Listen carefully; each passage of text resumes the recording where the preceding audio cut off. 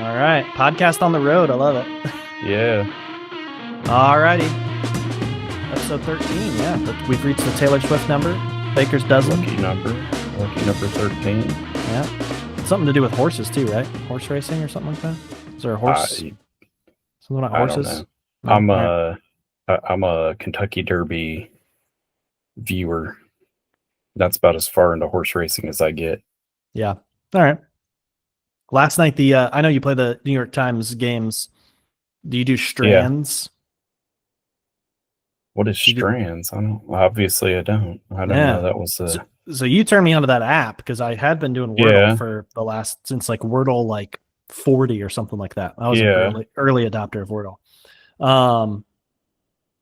But yeah, I saw you playing Wordle on the app, and then you showed me Pips. But I play Pips a little bit, but I like the word games kind of at night. So I do Connections, and then Strands is a fun one too, because it's basically like you can just do as many guesses. Like there's not on Connections you get 4 wrong answers and then you're out or whatever. Yeah. Wordle you get 6 guesses and then you're done. Strands is nice because you basically it's like a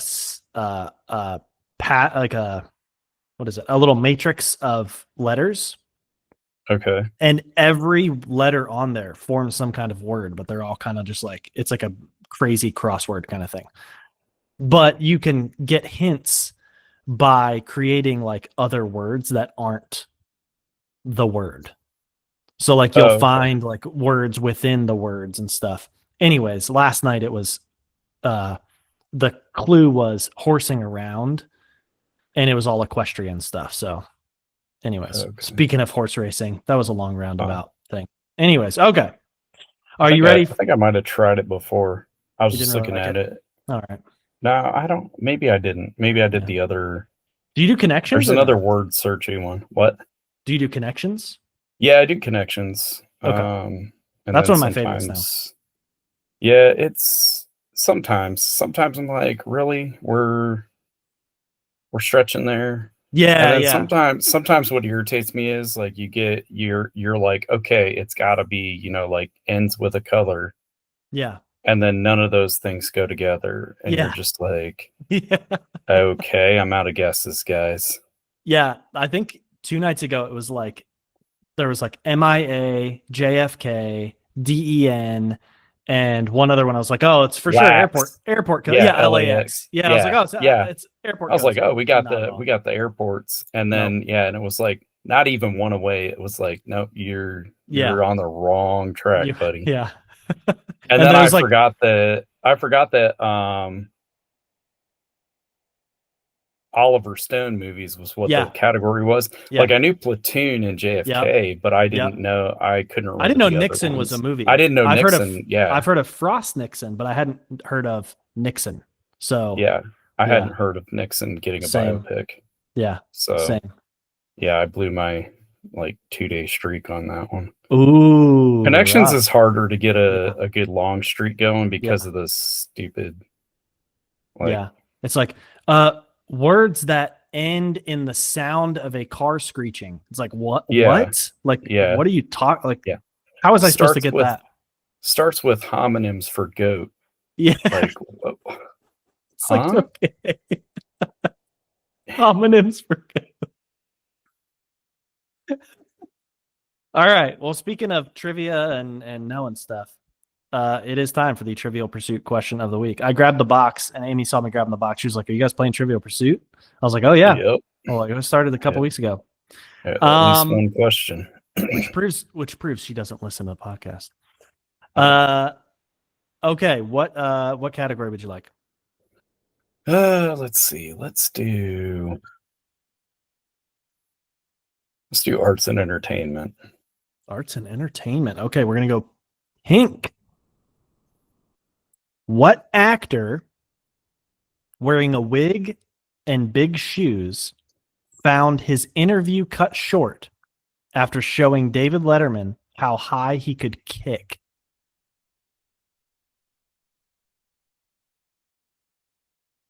I think I have a guess. Let's see, David Letterman. So that's in the Yep. Wayback Machine. Yep. I feel like the kind of person who would do that would be Robin Williams. That was my guess too. Okay, All right, let's see. are we right? Way off. I don't even know who this person is. Crispin Glover. Crispin Glover. The agitated actor high kicked near the host's face. We got to Google. I'm going to Google Crispin Glover because I have no idea who this is. Who the hell is Crispin Glover? Oh, he looks creepy. Is he like was he the bad guy in Charlie's Angels? Known for his portrayals of eccentric characters, including George McFly in Back to the Future, Lane in River's Edge, and the Thin Man in Charlie's Angels adaptations. Yep. Okay.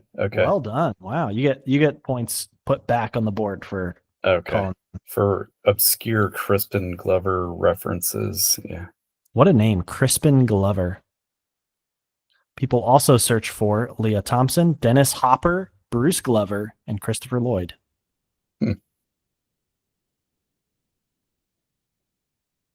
Okay, interesting. Yeah, he looks like he interesting. He kind of looks you like are my if he wasn't an actor, he could have been a serial killer. Yeah. Like he looks like he would have a creepy basement. For sure. Yeah. Not to stereotype, serial killers or anything. Just Yeah. There's some faction out there that's like hashtag not all serial killers. Yeah. Some of us have a man cave in our basement. Okay. I'm a serial killer who, I bury the bodies in the shed. I bury my bodies in the woods like a respectable serial killer. I want to be caught. Do you want to do another one since you got that one wrong? Sure. All right. What other categories we got here? Geography, history, literature, science, let's do geography. Geography. Okay. Okay, this is easy. All right. What 3 U.S. states start and end with the letter A? Alaska, Alabama, and Arizona. There you go. There you go. Sorry. That's right. I was going to say Arkansas, but then that would prove that I went to school in Arkansas, right?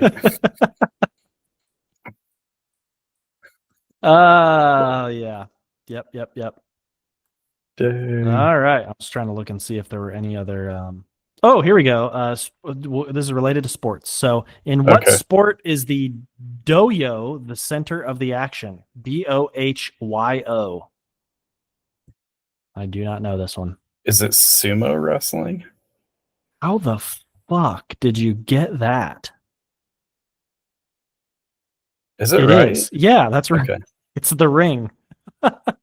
Wow. Because dohyo sounds kind of like dojo, and I just assumed, martial arts, Asian martial arts. Now that is some critical thinking skills right there. Okay, on display. Yeah. All right. Well, I went golfing. I don't know if you've golfed. Where and when? Since we started talking about golf, I've just been itching to go. And Me too. Yeah, so I got out there. I had a couple of days off that I took off after the mowing season finished up and everything. Went out to play golf. There's a par 3 course that's out by Lake St. Clair, like in one of the metro parks. And I was going to go there, but they closed for the season in like October, like the second week of October, which feels really early to close because it's still reasonably like I'm still like mowing grass until mid-November because it's still growing and stuff. So kind of weird. So I was a little bit bummed I couldn't just go to an easy par 3 course and cheap par 3 course. So I played at the course that's like really close to me here. That I won't name because I don't want people like, triangulating my location. Geo-tracking you. What's that one dude on YouTube that's always like, here's a picture out my airplane window. Where am I? Yeah, what flight am I on? He finds like the flight and the seat number, and it's like, what the how? Like nuts. here's a picture of my grandpa when he was 4, and the guy's like he lived at 82 West Songbird Avenue, and like And they've renovated the house next door 3 times since he died. And the house was green when he moved out. It's like, what? So I went to this course. They've got 18 holes. It's nice, as most courses do. Municipal course. So it's Golf Detroit. Okay. They actually close tomorrow, so they stay open pretty late into the year, which is great. And let's see. Yeah, it was a good time. Honestly, I've never been golfing by myself. I've always gone with a group or at least one other person. I was going to ask, did you get to play single or did they put you in a foursome? Yeah, so I called and asked because they on their website that says like, we reserve the right to put solo golfers with like pair solo golfers or whatever, or put them with a foursome. So I got to golf by myself. I actually, when I was like checking in, it's so funny. Golf is so funny because there's all the etiquette. There's all the unwritten rules. And I was telling Amy and Andrew about this after I got home. Like, you got to know all the, because Andrew was like, I want to go golfing. I was like, okay, in a few years you can. But I was like, there's all kinds of unwritten rules that you got to remember because nobody tells you, unless you just like, you got to like go. You got to be like an apprentice first, like be like, you have to have a sponsor or whatever. And so I was like, okay, I got to, no jeans, obviously. I have golf shoes, which is great. And so it was cold. So I had on this nice, quarter zip sweater and stuff. I was nice and cozy. But I brought my golf. I couldn't find the door to the place because like no markings like whatsoever. Here's the clubhouse or whatever. Like, obviously, it's only building. Yeah. But I walk in this door and he like comes around the counter. He's like, hey, keep your clubs outside. Put your clubs outside for me. I was like, oh yeah, forgot. You got to keep the clubs outside the clubhouse. You don't bring clubs inside the clubhouse. No. So false start at home. So I set my clubs out there and I was like, I'm gonna play 18. And he was like, well, I'm going to charge you for 9 because it's dead and we may close. And he's like, so if you get around, you make the turn before we're closing, like you're good. He's like, honestly, you probably be good. We'll just charge you the difference for a full 18 or whatever. We won't charge you for like a separate 9, whatever. Because it's like $10 more to play 18 than it is just play 9. So I felt a little rushed because I was like, I want to play 18, So I was kind of rushing through the first 9. I should have grabbed my scorecard. I forgot my scorecard. I hit like 9 on the first 2 holes. It was crazy. Honestly, that's better than I anticipated hitting. Like 9 on each hole or 9 combined? 9 on each. They were par 4s. They were each a par 4. Okay. So not too bad. I mean, quintuple bogey. Once you get past triple bogey, I'm pretty sure you just start saying, Did you tee off from the like ladies tees? No. Men's tees. So they have the junior tees, which is like the red tees, and then they have the white tees, and then they have the back tees. So I went from the whites, which is only maybe 10 yards up from the back tees. Okay. So it wasn't really like that big of an advantage, but it honestly probably would not have added a stroke on any hole for me. No. I realized I am terrible with the driver, so I need to hit the driving range. There is a year-round driving range open here, so I'm gonna go hit that up a couple times this winter. Get in some swings. Do you have your own sticks, or did you? Oh yeah. Yeah, I do. You have your own golf sticks. Yeah, and so What kind of clubs you rocking?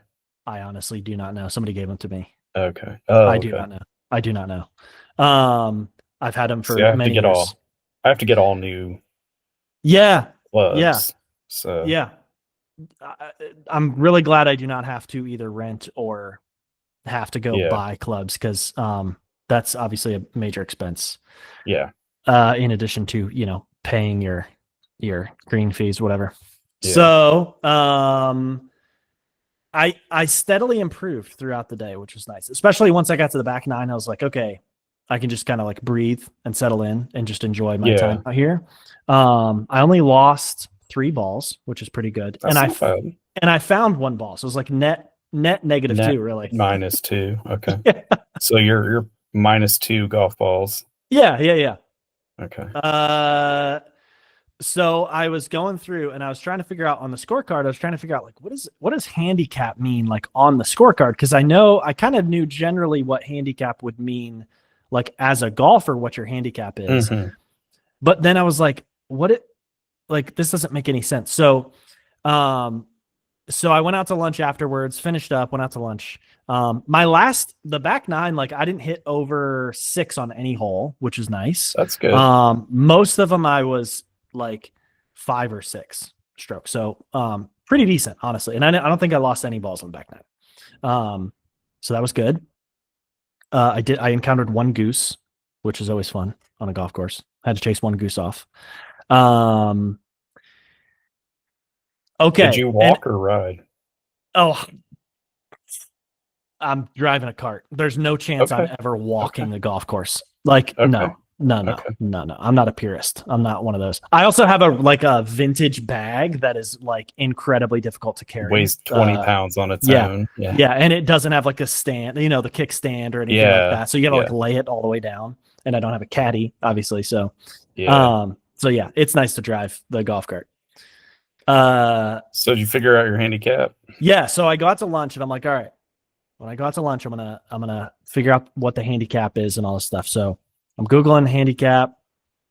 Obviously, you got to have several rounds. Like you're supposed to have, I think, at least like 6 or 9 rounds, something like that. Before you can really calculate your actual handicap. Yeah. So, maybe next spring I'll go out a few times and we'll see. And so, so there's this, what is the website? It was like, is it USGA? No, it wasn't. It was something like, okay. Let me see if I can find it real quick. Golf handicap calculator. Let's see. Oh, it's called 18 Birdies. Okay. I think is what it was. Yep, this is the one. So it's pretty easy. You could actually find your course. Like they have all the courses like in there in a database. Oh, okay. So you just find the course, tell them which front 9, back 9 or all 18. Tell them what tees you played, which is kind of nice because they have that in there. And then it tells you like the yards that you hit and all that kind of stuff. So it's actually very, very cool. Like I think it's an app you can download and like kind of keep track of your stuff. So it's pretty cool. Just not like sponsored whatsoever or anything. I haven't even downloaded the app, but so in my reading before I got to this website, I was looking and it was basically like your handicaps are basically like from anything like 20 or above is like you're just awful. You're terrible. Yeah.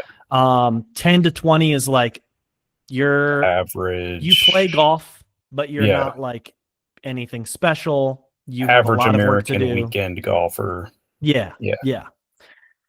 5 to 10 is like, all right, you're getting pretty decent. Like maybe you played in college or something.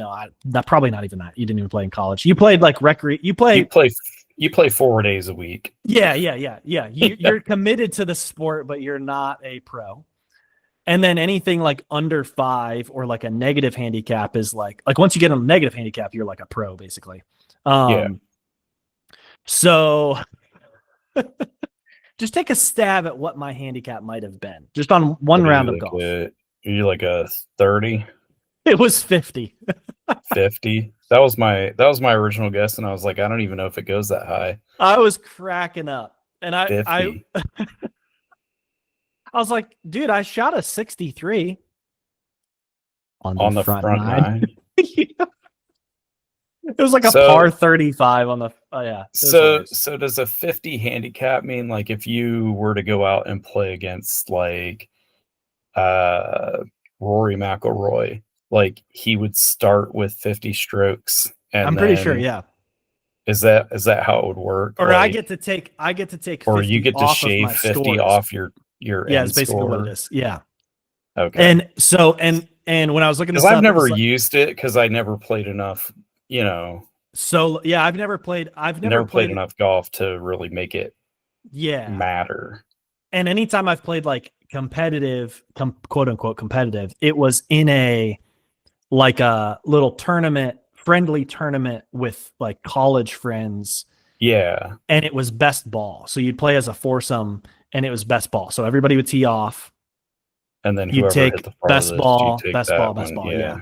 And you had to take at least, I think each person Every over the person had 2 to take days, one. you had to take at least like 3 of their drives or whatever. So, there were certain rules that kind of make it even or whatever, but yeah. So I think one of the things with solo play or like versus play is that you get to choose which holes you want to shave off of or something. Because if you're playing like, the winner of the most holes or something like that, however that kind of works, instead of like total score. Match play. Yeah, match plays. I guess that's what it is. I don't know. So yeah. But now I'm like itching to go back out and play. And I'm like, all right, I'm gonna go full golf guy now. I'm gonna be like full golf guy, like wearing my Callaway hat out, just like at Kroger or whatever, Yeah.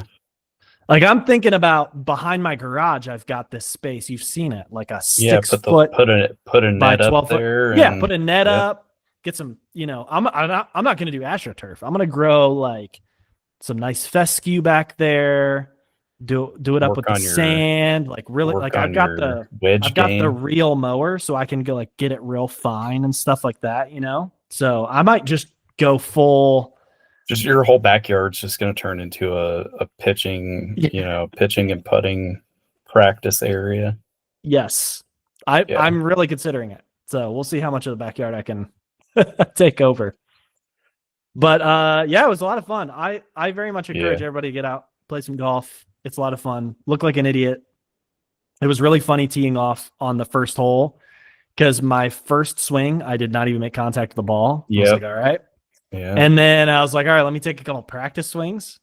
Took a couple of practice swings. Like, all right, I'm feeling good about this one. And then I swing and I made contact with the ball and it went boom, straight up and then straight down about like 15 feet to the right of me. I was like, okay, all right. We're gonna take a mulligan right off the bat and move on. So yeah, a lot of fun. Nice. So you got to come up. We got to get out there and play some golf. Maybe do the year-round driving range when you come up. Yeah, that'd be fun. Yeah. All right. Well, very interesting. I saw the PWHL season is kicking off here pretty soon. Let's see what date it is. I believe yesterday. Yesterday. That's right. Okay. Or no, sorry, today. Today. Was it November 25th? Yesterday. There's a game going on right now. Oh, it's Friday.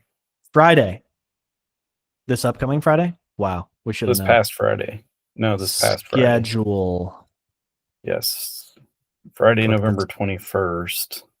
Okay. And then Saturday and Sunday, and then now today there's games. Also, they're coming to Detroit twice in the spring. Yeah, they sold out LCA last year, so that's pretty cool. In January as well as March, I saw they'll be up in your neck of the woods. So, and tickets are not terribly expensive, like $75. And everything's in the lower bowl. Ooh, okay. So that's not too bad for lower bowl tickets. Yeah. A professional hockey game. I've heard they're awesome to go to too. Like the whole environment and everything is really cool. I am waiting. I'm not choosing a team because I'm waiting for Detroit to get a franchise. I'm a little annoyed that they went out west and did Vancouver and Seattle as the first two expansion teams before doing because I don't even think like Chicago doesn't even have a team. So like New York has a team, Toronto has a team, Montreal has a team. Yeah. Ottawa. Boston has a team. So the other 4 original 6 teams have cities have a PWHL team, but Detroit and Chicago don't. So little annoying. I think it does make sense to do Seattle and Vancouver though, because they're geographically close to each other. as well as in very like progressive international cities. Like I think the women's game has a little more of an international base. Like they play all over, the girls, Makes girls sense. who are coming up, they play all over. It's kind of, Makes sense. Yeah. yeah. And you're right. I was looking up distance of Vancouver to Seattle, and it's only 2.5 hour drive versus four Yeah. to 4.5 hour drive Detroit to Chicago. So a little bit Yeah. closer, but it could have been a good rivalry though. Detroit, Chicago. I don't know. Well, they might be trying to do the Pacific Northwest rivalry as well to spice things up. Also, I think it makes sense to have teams on the West Coast and the East Coast to kind of expand the net a little bit. Grow it out from both sides kind of thing. Yeah, instead of like starting on the East Coast and then gradually working west, just like throw a couple teams out west and then start working your way back. Makes sense. They did a oh man, what do you call it when you have the new franchise? The draft. The expansion draft. Expansion draft. There you go. They did the expansion draft, and it was kind of interesting how they did it. You could only protect 3 players. So it was a pretty like aggressive expansion draft where that's like a deep draft, because usually it's the other way around. Like you can protect all but exactly like 3 or 4 guys or whatever. Yeah, you get to basically protect all of your main, your starters, your second line, even into your third line, whatever. But very interesting too. They have the 3-2-1 point system instead of the 2-1-0 point system. Okay. So it's similar to like Premier League football, where you get 3 points for a win and only 1 point for the draw. In the PWHL, you get 3 points for a regulation win, 2 points for overtime or shootout win, and then a loss in overtime or shootout, you get 1 point. 1 point. Which I like a lot better, because then it's like, you still get your point for the loss in overtime or shootout, but you get 3 points for winning in regulation, which like the NHL, it's a tiebreaker. Regulation wins is the first tiebreaker, but if you rack up a ton of points losing in overtime, you can make it in over somebody who has more wins than you. And I don't think that's right. I think that's really annoying. Yeah, I don't know. I think it's the reason that the NHL doesn't do is because they play a longer schedule. And so if you did that 3-point thing, like not that the points matter, that's, the points are irrelevant in the playoffs, but, like if a team gets 3 points for a win and they've got 60 wins, that's 180, That's true. and then we're just now we're going to have to put asterisks next to points totals, which like whatever, it doesn't, like I say, it doesn't matter. Like in the end, like nobody's winning a Stanley Cup based on how many points they got in the regular season. You win the President's Trophy based on that, but even then, like that's a trophy, like big deal. But I guess what I'm saying is like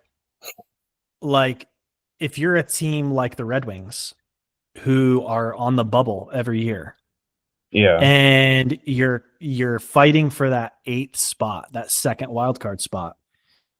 If we have 39 wins, but we haven't lost in overtime, we have so you're 8 saying overtime losses. Regulation losses instead of overtime. And another team has 36 wins, but they have like 14, 15 overtime losses. They're getting in over us because they have more points accrued because or whatever. because they got a point for losing a bunch. And sure, you lost you forced it to overtime, but like you lost, and so Yeah. it kind of devalues a win a little bit. So I like the 3-2-1 point system for sure. Another piece I really like about the PWHL is the jailbreak rule. Did you see this in the article? The jailbreak is if you score shorthanded, you free your player from the penalty box. Okay. So usually, like you score on the power play, Power the play and penalty is the over. penalty. Yeah. Yeah. But if you score And if you score shorthanded, it gets shorthanded, nothing happens. right. It's You get a yeah, goal, which is nice, but you're still on yeah, the penalty kill. So yeah, shorthanded. I love that. yeah. I think that would be fun to include in the NHL, but it's not going to happen. No, Um, because yeah. they hate fun. They Well, also I think they want to. I think they want to see more power play scored than shorthanded scored, even though shorthanded goal is way more exciting to see. oh, it's crazy. Like, because it's so much less predictable. Oh yeah, it is. The Red Wings have allowed a shorthanded breakaway like 10 times in the last like 5 games. It's been insane, and I get so pissed about it. But That's I would love crazy. this rule. Even despite that, I would love this rule. I think it Yeah, would be so fun. They also debuted last year. They debuted a no escape rule, which means when you take a penalty, your team's players have to stay out on the ice. So similar to like when you get you get an get an icing, you have to icing, you stay. don't get a line change. Yeah, which I think is hilarious because if you're out there, a minute and a half and you hook somebody because you're reaching and you're just like, ready to get off the ice. That makes it like even more of a penalty though, Oh yeah. because like or more of a team penalty, I guess. Yeah. Like, I Yeah. mean, it's like it's not just costing your team because they're playing shorthanded. It's costing your team because now we've got extended shifts and shorthanded. Right. Like, that'd be interesting to watch. So how do we watch these games? Yes. So there are games on Fubo, which I have, because that's basically the only way to Okay. get all of your NHL games going without having cable. And who has cable anymore? Come on. Yeah. And then there's a bunch of games on like Prime Video. There's a bunch of See games that? on Fox and Paramount, which would be interesting. And then they're all streamed on YouTube, which I just absolutely love. Yeah. So in the US. Oh, and Yeah. internationally. So yeah. So everything on YouTube, I which is great. Because see then a you can lot go of look games at on them. Prime. You can go watch them afterwards because they'll still be up, which is great. So Yeah. Yeah. So yeah, we'll have to see how this all turns Check out. out some PWHL games from time to time. Yeah. Yeah. Keep up the standings and all that.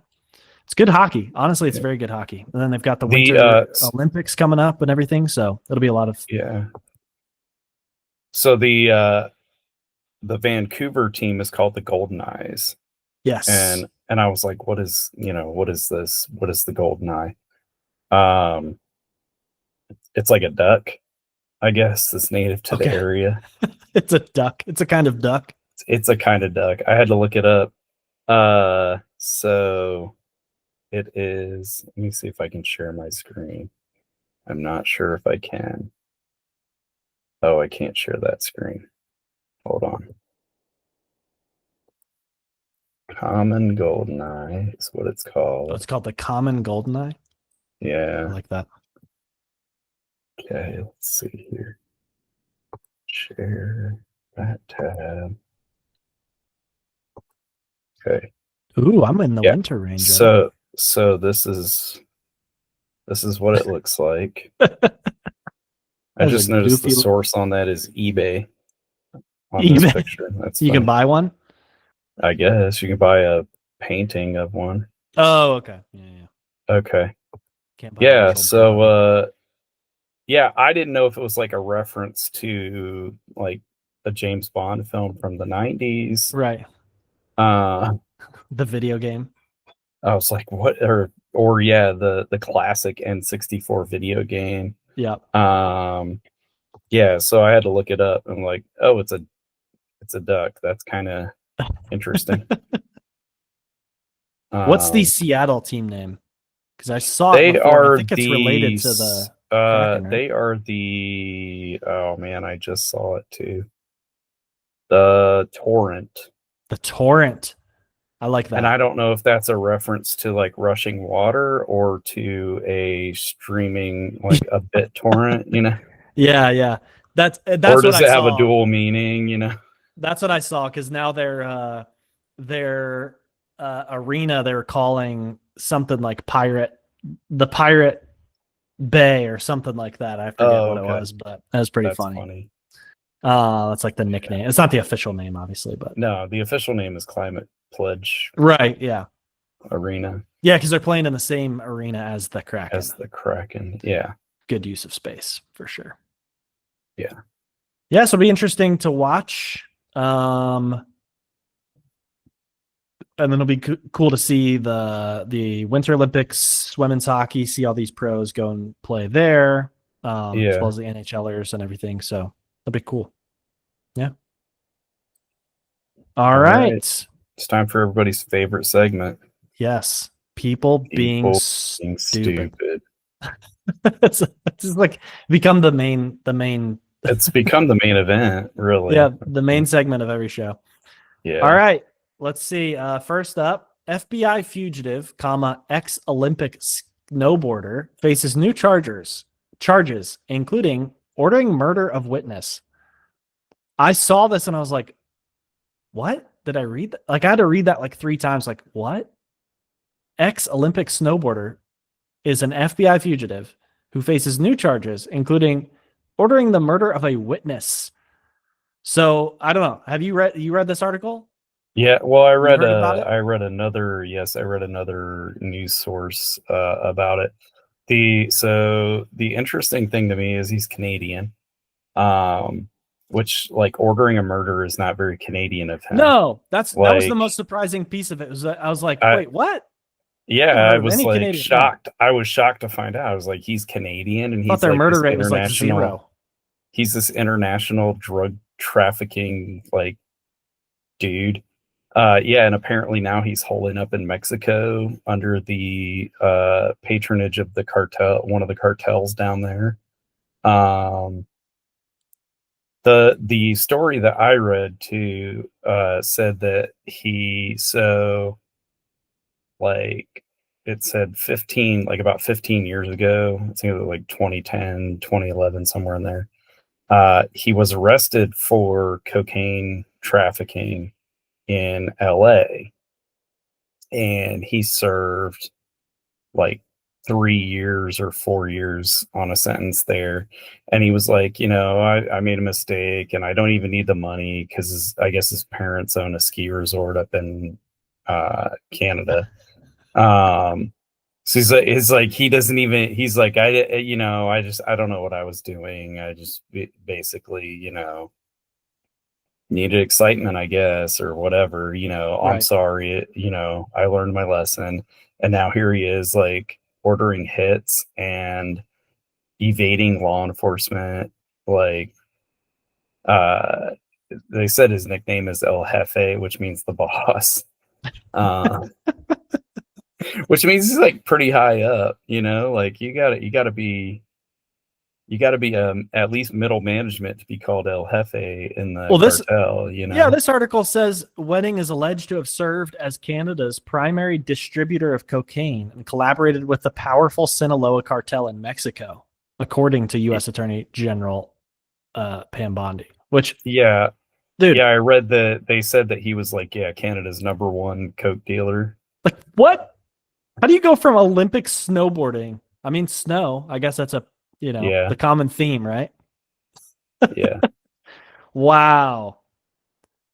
And then, my goodness, the FBI calls this Operation Giant Slalom. Get the fuck out of here. That's so dumb.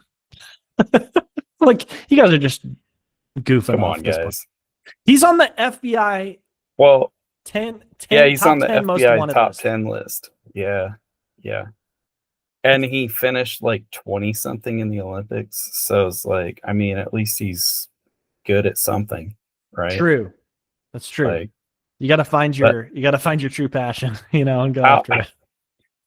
how, like, I don't understand how you go from like, I want to be a pro snowboarder to, I think I'm going to sell Coke. Like, there's a lot of, I'm sure, I mean, having snowboarded before and having known some people, like, there's a little bit of overlap between snowboarding and drug use. Okay. Usually weed, but Yeah, I'm I could sure see there that. are, I'm sure there are some skiers and snowboarders at the more hoity-toity resorts that use cocaine and whatever. Right. Um, but like I can't imagine you go from like small time slopeside dealer to like Canada's number one importer of cocaine, like overnight. Like he Right. had to build Yeah. that portfolio up, and Yeah. that's, I mean, I mean, it's Canada's not a huge country, but like, yeah, yeah. geographically though. I mean, like, can you imagine? Like, this dude's got to be selling from Vancouver to PEI. I mean, Right. that's like, I know that you've got Toronto, Montreal, and Vancouver are like your major population centers, but surely there's people in, Winnipeg doing cocaine too that need service. There's some guy in Saskatoon who's just like, man, I need some booger sugar. Who do I call? And Ryan Wedding's like, I got to hook up. This guy looks like his Wikipedia. You gotta look at his Wikipedia. Okay. The main picture, this guy looks like a guy that like owns a dispensary or a craft brewery. Like, this does not, like, if you saw this, you would not be like, oh yeah, drug kingpin. Like, oh my gosh, Pam Bondi has stated that Wedding is a modern day iteration of Pablo Escobar. He's the Canadian Pablo Escobar. And yeah, his maternal grandparents Man. owned the Mount Baldy Ski Resort in Thunder Bay, Ontario. Yeah. How do you go from, I just don't understand. Like, how do you get, okay, he started working as a bouncer after the 2002 Winter Olympics. He went back to Vancouver to college, developed an interest in bodybuilding. Okay, there you go. There's some drugs going on probably in that. Started working as a bouncer. All right, you're around, nightlife, nightclubs, that sort of thing. Lots of drugs going around that. And then after 2 years in university, he dropped out and began to speculate in real estate, which he financed by growing marijuana at a 6,800 plant warehouse on the suburban property called 18 Carat Farms. That's a good name. The Royal Canadian Mounted Police raided the farm and found a shotgun, ammunition, and $10 million worth of cannabis. And the owning the shotgun cost him more jail time than the cannabis, I'm sure, in not 2A friendly Canada. He expanded his operation. He joined up with Iranian and Russian cocaine smugglers. What? In Like, 2010, he was convicted of. How do you find Russian and Iranian coke dealers? How do you go like, in 4 years? How do you go from like Winter Olympics to like $10 million worth of cannabis, which I don't know if it was legal or illegal at the time in Canada, but I don't remember either when they legalized. Probably had to have some kind of license for that much, That's, yeah. Which, if it was legal, like, it seems to me like, I mean, I would rather make multi-million dollars growing weed every year doing something that's legal than running around with Iranian and Russian mobsters. Like, yeah, that seems like a good way to of all the mob groups in the world, like, aren't the Russians one of the, like, they'll kill you in broad daylight at a cafe. I'm pretty sure the Mexican cartels are like the same way. Like, they don't. Oh yeah, they just don't give a shit. Yeah, they don't fuck around.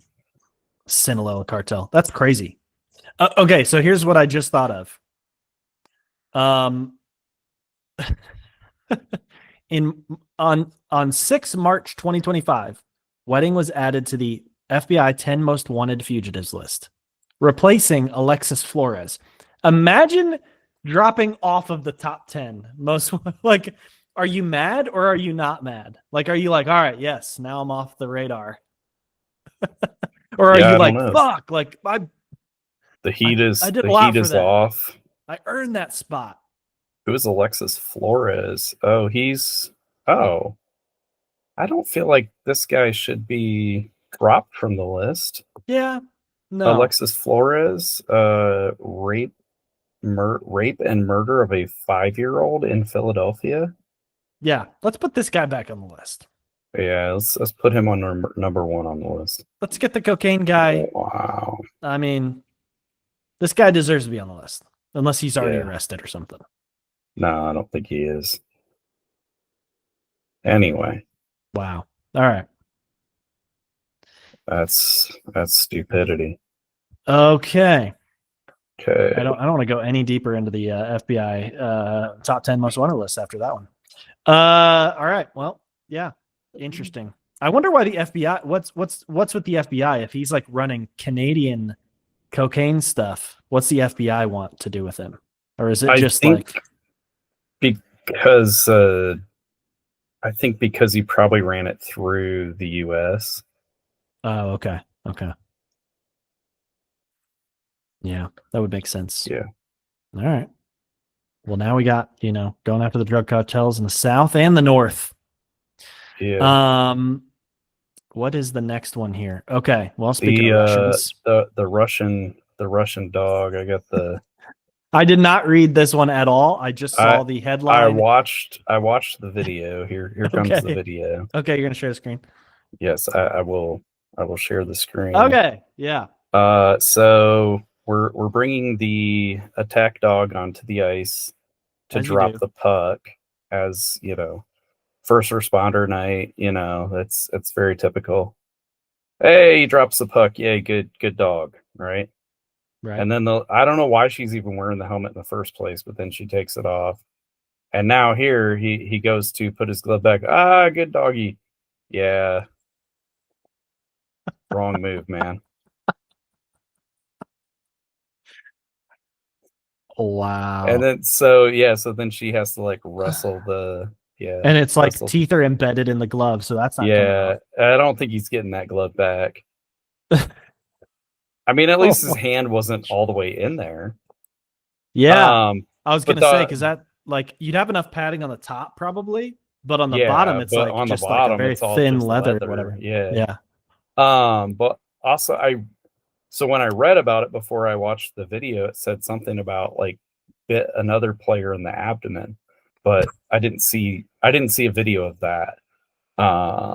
Just the glove. This article starts out, if using a K9 unit to do a ceremonial puck drop sounds like a dicey idea, well, you'd be proven right. Yeah. Wow. So, yeah, gave the puck to the handler, put it in the dog's mouth. Yep. And the dog released the puck on the ice. Dog dropped the puck like he's supposed to. Yep. And then I don't know why the dog thought like he was a threat. Maybe he smelled drugs on him or something. I don't know. Like what? This is the next smell like Ryan Wedding? Smell like bomb making materials. Like yeah. Hold on just a second. Yeah. Okay. Okay. You're back. You just yell at him and throw him in his bed and Yeah, just scream at him and scream at him. Yeah. That usually gets kids settled down for bed. It helps me, get yelled at right before I go to bed. Almost can't go to bed without it, Yeah, some days. So so that's more of a who's being stupid on letting a dog on the ice is the question. Like in the KHL situation here. Like is this a management thing? Like, somebody in the front office was like, this would be a great idea. Like, You know, I get it. You want to do a little, police night or something, whatever. Police Lives Matter night or whatever, yeah, some bullshit. You're in Russia. That's fine. Okay. Like, what do you like? What? Like, this is like, where they like, they have like the paratroopers that like drop out of a fucking plane and fly into the stadium and stuff like that. It's like, yeah, okay, that's fine. That's cool. You got the skills to do that. But like, the risk kind of outweighs the like cool factor of it to me, yeah, like everybody yeah, for witnessing sure. some guy die in the stadium, like if his parachute doesn't go out or whatever. Like, Yeah, this is like you're bringing a dog to a loud arena, a dog that's trained to like kill people. Also, what are you doing? And then people who are not experienced with that dog, also, because that's the thing about dogs is like, if you have people around dogs that don't know how to act around dogs, dogs are like yeah, 2-year-olds. Like, in their brain, they're basically like the impulse of a 2-year-old child. Like, they're not discriminate. Like, I don't know. That's just dumb. That's just yeah. waiting for disaster. I'm glad the dude didn't get his hand, like, eaten off Yeah, right before the hockey game. I'm assuming he's a pretty important player too, taking the ceremonial puck drop. yeah. Pretty stupid. Yep. Let's see. Who's up next? Missing high school football coach wanted on criminal charges. Big Stone Gap, Virginia. Yeah. A Virginia high school football coach who disappeared days before his undefeated team's playoff game is being sought on charges of possessing child sexual abuse material and using a computer to solicit a minor. Sounds like somebody should have sent Chris Hansen over his way. Then he wouldn't have been able to run. Yeah. Interesting, like that you would think going on the run is going to solve this problem. He's hopefully he's missing because he like went off in the woods and did the noble thing and took himself out. After we just had this talk in our last we just had this discussion, but still, I mean, just that's one area where it's like, you know what, do society a favor, buddy. Your child sexual abuse material is just not, no, we don't have room for that in society. Certainly not. Yeah, like, but the timing is kind of interesting. Like right before a playoff game, you're undefeated. Like, how long were they investigating this before they like decided to initiate the proceedings to arrest? Because I assume they were going to arrest him. Like, he probably knew he was going to get arrested pretty soon. Yeah, because charges are pending. Like they have warrants. Also, yeah, like how is he tipped off in order to run if it's a secret?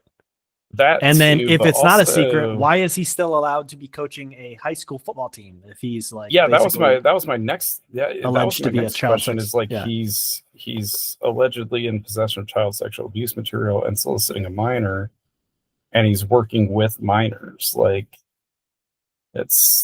doesn't, and football coaches have pretty good access to like the school, like it's not like you're just relegated. I mean, obviously it's bad enough, just running practice and being in the locker room and stuff like that, but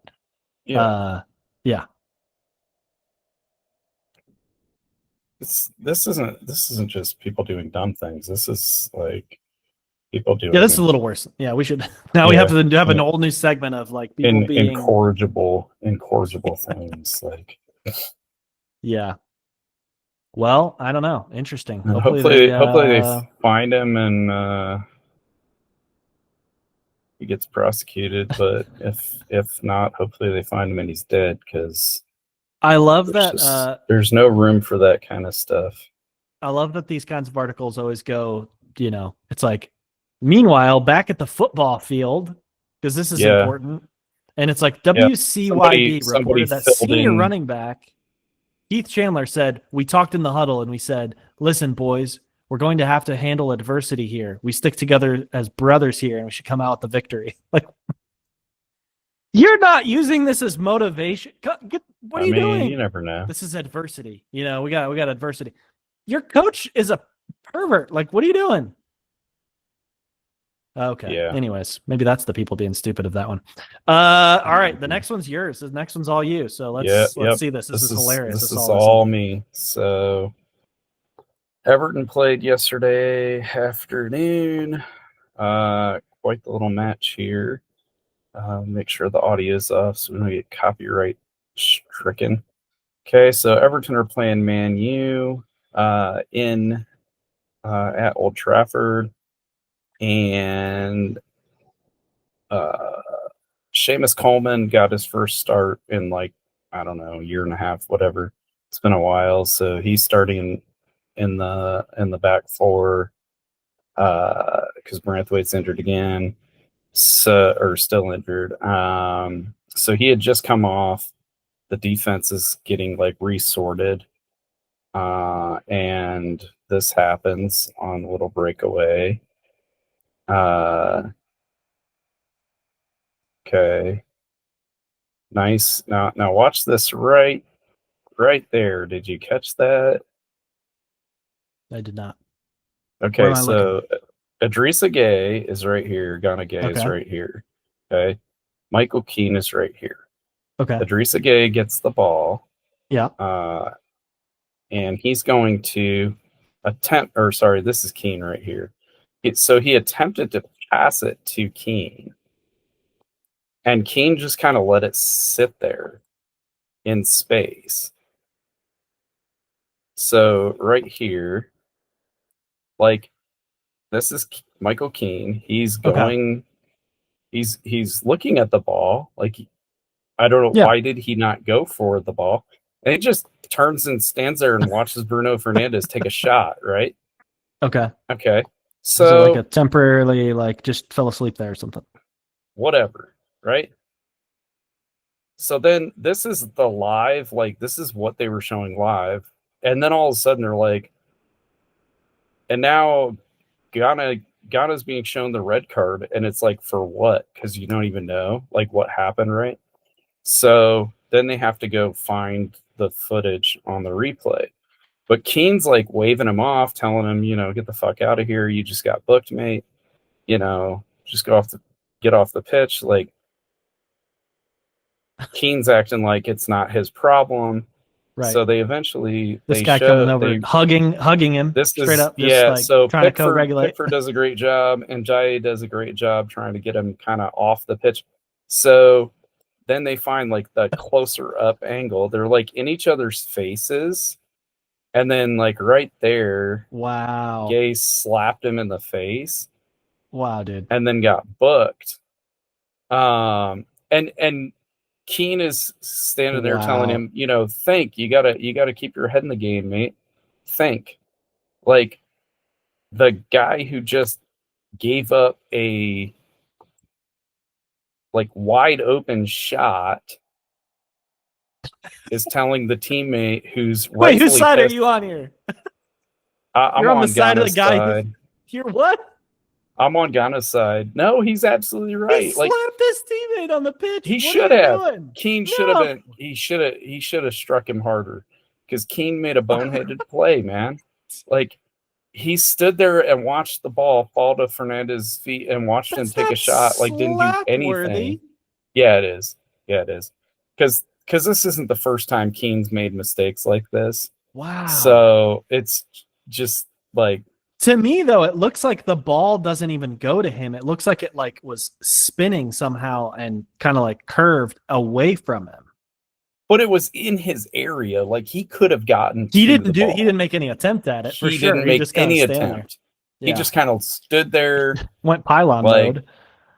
What do I do here? Yeah. But to get slapped. Come on. Really? So. Yeah. But then the weird thing is, so then Wow. on the halftime show, they're talking about, like, and they pull up the rules text, like, apparently it's just a blanket rule in football that if you strike a player, Yeah, and it doesn't anybody. specify whether it's a teammate or not, if you strike someone on the head, that's a red card. That's a rule I agree with. Yeah. So this is, I guess, the second time in Premier League history that's happened. Like, it happened There was another back time. it happened back in 2008, I believe, was what they were saying. Stoke City. Wow. Yeah, Let but somebody hit their teammate. yeah, hit his own teammate. Like, they got an Wow. argument, hit his own teammate, got sent Wow. off. The stupid part is Keane, like, his reaction to everything, just being like, what? It's not my fault I didn't pick up the ball or I the can't believe player. it. Like, I just stood there looking like a dumbass. It's totally your fault for being passionate and caring about the team, Gay. Like, and now Gay's got to miss the next match.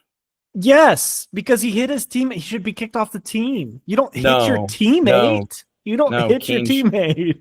Kane should be kicked off the team. I'm sorry. I mean, sure. Yeah, he's an idiot. He's not playing.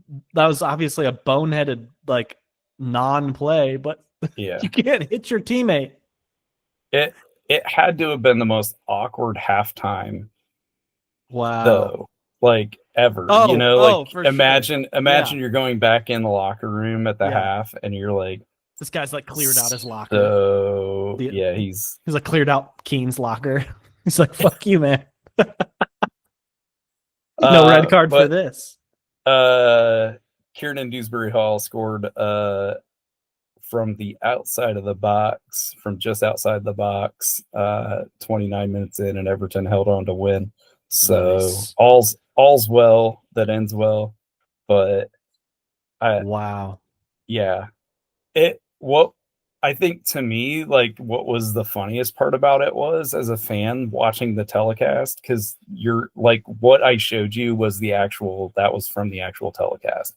So, like, they're showing a shot of Bruno Fernandes, like, looking, shocked, like, how did I miss that shot? And then all of a sudden they're like, and the referee's gone to he's shown the red card, and you're like, wait, for what? To who? Like, yeah, and then you kind of see a little commotion in the background when they're showing the one guy, like, oh man, I missed the shot, whatever. Yeah.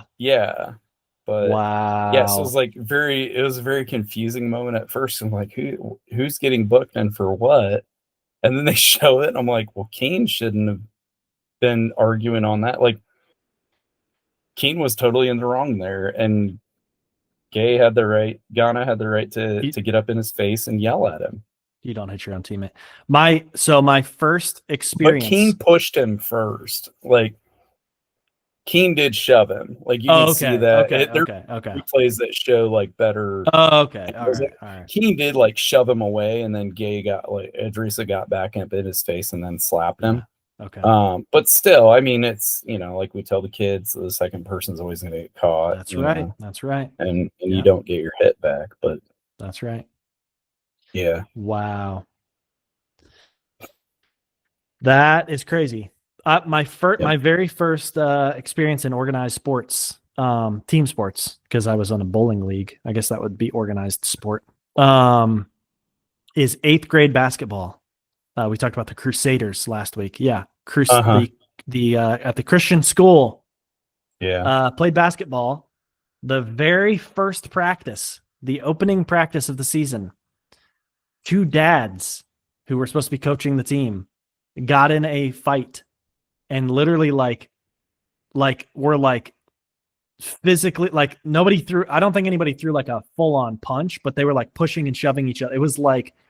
And it was over something real stupid, like real stupid. And one of the guys, like, his son is on the team, and he like storms off and he yells at his son to go off. And then the other dad's there just like, all right, well, I guess I'm the coach now. It's like, no, what? Like, you were also fighting this guy. Like, no, what the hell? So yeah, Yeah, I think man. it ended up like some other guy ended up coaching. We went 0-8. Um, That's funny. yeah, you don't hit your own teammate. That's crazy. Can't believe your hot take there. I could have sworn the people being stupid part would have been slapping your own teammate. Well, yeah, that's slightly less stupid than allowing a wide open shot. Yeah, fair. Yeah. All right. Well, probably time for our break, and I hear my child again, so we'll see Okay. how this goes. All right. Sounds good. So we're back. Thanksgiving week. Right. So and you're that can only mean one thing in America. Eating a lot of food and watching right. a lot of football. That's right. American football. So what are you guys gonna eat there? You guys got the traditional thing going on, turkey, stuffing? Well, so yeah, who's cooking? I don't know who's cooking. Okay. Because usually we go over to some other people's place as well. Oh, okay. And so like we'll take. There's usually a couple different turkeys, and then ham or some other protein for those of us who don't like turkey. Okay. And then stuffing and cranberry sauce and green bean casserole. You know, the classic American Thanksgiving. Right. Yeah. I hear you're having duck this year. I'm having duck. Yeah, we started that in Chicago because we had a small sized oven that could not fit a turkey in it. Like you couldn't even fit the pan that a turkey would go in. Yeah. So you could only cook a small bird, and we thought, let's do a duck. Why not? So we cooked a duck, and it was delicious. And we're like, all right, this is our new thing. There's a little bit of a fiasco this year because last year I remember like popping over to Kroger and grabbing a duck. Kroger, no ducks. Whole Foods, no ducks. Meijer, no ducks. Meijer had like duck breast. So I don't know if there's like a duck shortage going on in this country, but do you have to go get yourself a gun and a permit and yeah, just about. Get your own duck. Finally Amy kept saying like, well, they're on Instacart, like they're available on Instacart. So I don't know if it's just our area. We're like adjacent to one of like the wealthier, areas. So you would think, there'd be some other hoity-toity people like us that are having duck, but I don't know. Yeah. So she ordered on Instacart today, and we got one from Aldi. So shout out to Aldi. Crazy. Aldi having the duck. I know. I stopped at an Aldi yesterday, and there was no duck at that one. So, but yeah, interesting. Yeah, interesting. Very. Tariffs must be working. And I just when we were on our exactly when we were on our break just now, I was stirring up. I just made some ice cream. So I make homemade ice cream, and I always do a pumpkin ice cream.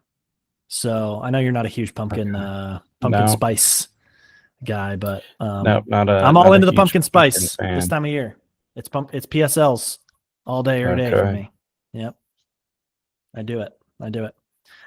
Yeah. One thing I've not done in a little while is really watched Thanksgiving football, like on Thanksgiving Day. Last year, I think I turned it on like second half of the Lions game for a little bit, and then, didn't really watch a whole lot of it. But actually, I think I watched the end of that game, like the very end of it, because it was the game that the Bears coach just basically like gave up. He pulled a Michael Keane, like he just was like staring at the ball.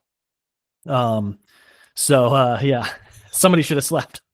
He got fired, so they have a new coach. Yeah. But I watch. I don't know. I try to watch little bits here and there. I don't. Excuse me.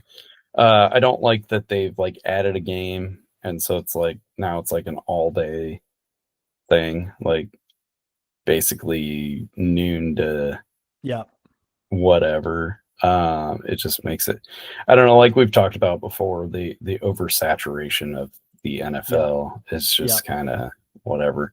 But I was like interested to find out about the history of this because I mean, as long as I can remember, there's been a game on Thanksgiving Day, and it's always been the Detroit Lions game. And then the Cowboys, like, I don't really ever remember watching the Cowboys game growing up. But I guess they've been playing No. since like 1960 something, whatever. So they've been at it a while. The Lions were the first. Okay. So the reason that they played on Thanksgiving Day. Let's back up a little bit here too, because one thing I forget now in this modern day, the NFL is just plays around the week, you know, all day, every day, is there used to not be games on Thursdays. There used to only be games on Sundays. Yeah. And then Monday Night Football became a thing back in like whatever, the 70s or something. Yeah. But then it was Sunday and then one Monday night game. Now you've got all day Sunday, 2 games on Monday usually, the Thursday night game, sometimes 2 games on Thursday. So it kind of like we have to remember, because you just mentioned like the Lions started it playing on Thanksgiving Day. Now it's just kind of like, oh yeah, it's Thursday, there's football on. But it was like it did used to be special. Like there was never a Thursday game except for Thanksgiving Day. So go on. Yeah. So I did a little researching on it. And apparently playing football on Thanksgiving started because it was a day when basically everybody was off work and had the leisure time to go watch a game. And so originally it was colleges that played Thanksgiving Day games.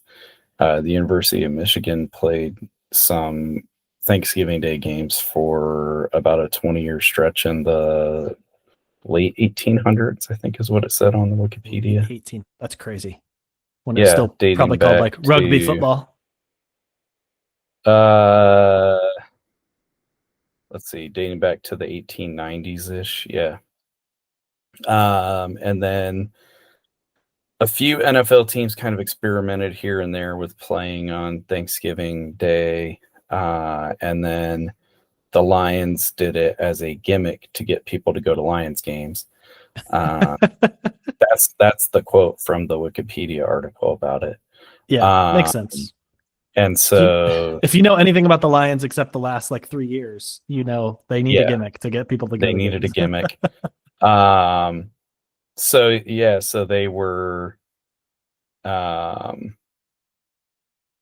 pretty much basically they were going to play every Thanksgiving. There was some uproar. I remember this in the 90s when it was like the Lions sucked and like let's let somebody else have the Thanksgiving Day game because this is just getting bad. But they somehow have kept their commitment to providing Thanksgiving Day games. The only NFL team, there's one NFL team that has never played in a Thanksgiving Day game. Let me try to guess. Okay, so it's nobody from the NFC North because I know. No, because they pretty much rotate through Detroit. Oh man, let me look. I'm not looking. I'm just looking at the teams. No, don't look at it. Yeah. I was kind of surprised, but not really surprised when I read who it was. Is it New England? No, that's the first team that I saw in here, and I was like, that would be a New England thing. No. Is it surprisingly? Is it AFC or NFC? It's an AFC team. AFC, okay. Yes.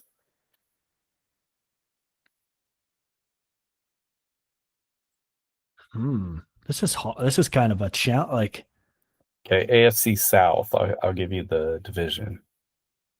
I was just about to say Jacksonville or Houston. Yep, it's one of those two. Jacksonville. No, it is Jacksonville. Yeah. Okay. They've never played a Thanksgiving Day game.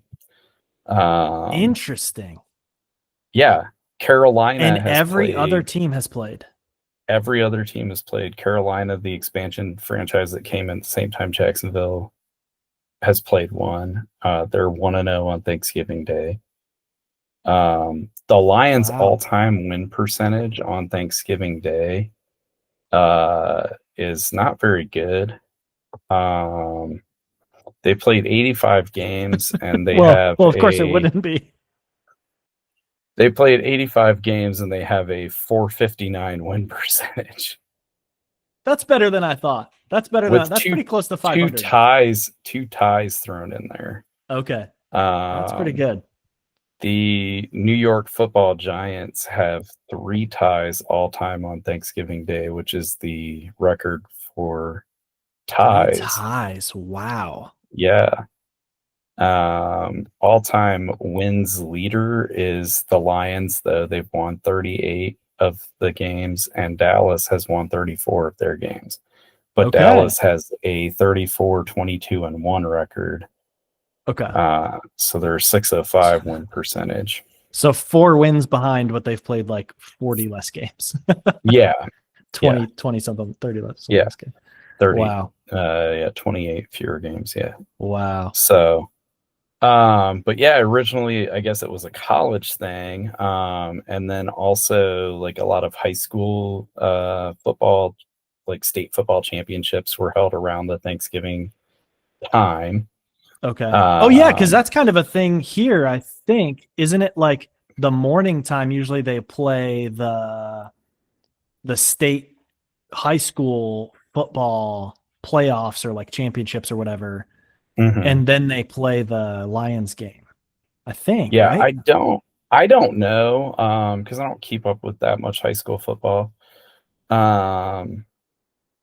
But I know here, I think here in Ohio, I think last week was the championships. Because this week, I can't see why this weekend would be, because this is the Ohio State Michigan game. So I can't see either state having their state football championships this weekend. So I think they would have had to have them last year. Let's see. Or last week, I mean, sorry.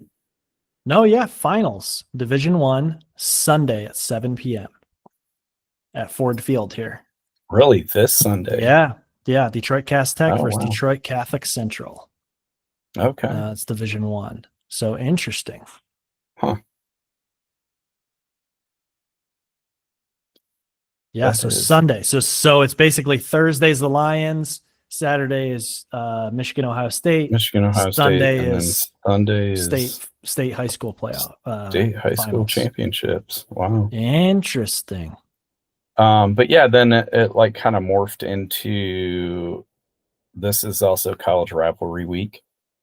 So you've got a lot of the big like interstate and intrastate rivalry games going on in college football. So this is a great week if you're an American football fan who loves to eat while you're watching football. That's like, if you win that demographic in the presidential election, like you've swept, you've done a 50-state sweep, basically. Yeah. Probably. Yeah.